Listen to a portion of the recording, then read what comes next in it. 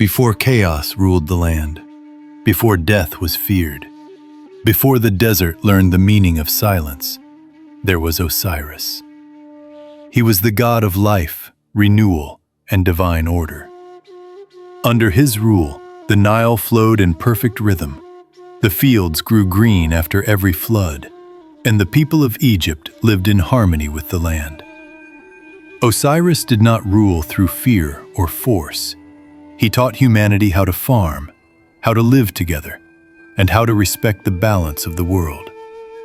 This balance was called Ma'at, truth, order, and harmony.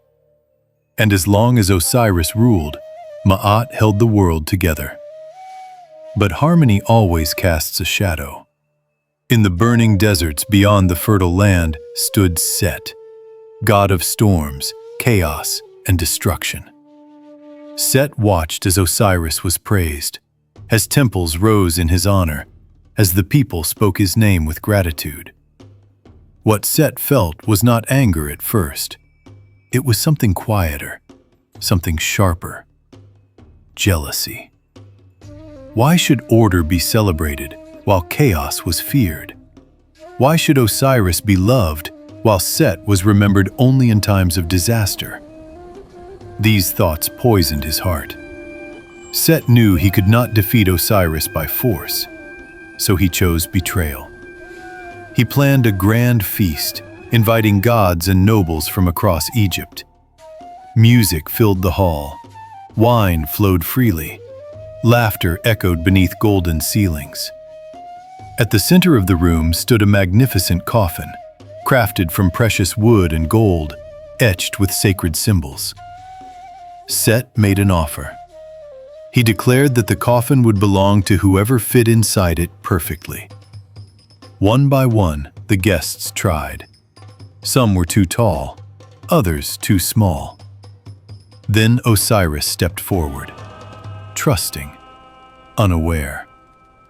The moment Osiris lay inside, the lid slammed shut.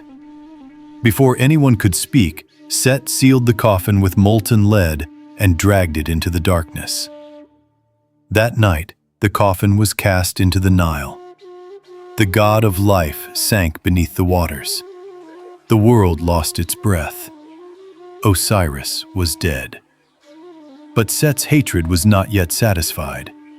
He found the body again and committed an act so terrible that even the gods turned away. He tore Osiris apart. Piece by piece, he scattered the remains across the land of Egypt. With the body of Osiris destroyed, Ma'at collapsed. The Nile lost its rhythm. The land grew unstable.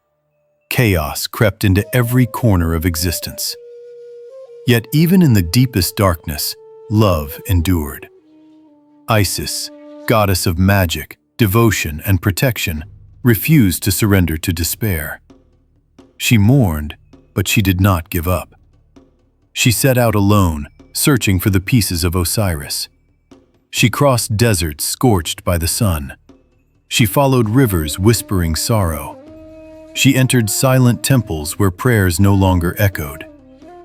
Each fragment she found was held with care, with reverence, with love. Isis did not seek revenge. She sought restoration.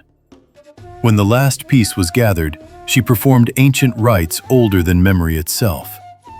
She spoke words of power. She summoned magic woven into creation. Slowly, the body of Osiris was restored. And for a moment, a single sacred moment, Osiris lived again. But the world of the living was no longer his destiny. Osiris descended into the realm beyond, the land of shadows, judgment, and eternity. There, he became king of the afterlife, ruler of the dead, judge of souls. Through Osiris, death was transformed. It was no longer the end. It became a passage. The heart of every soul would be weighed against the feather of truth. Those who lived in balance and honesty would be granted eternal life. From death came rebirth.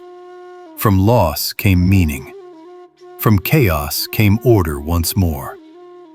This was the lesson ancient Egypt never forgot: that life is a cycle, that destruction is not final, and that even in death there is the promise of renewal. Osiris died. Osiris was restored.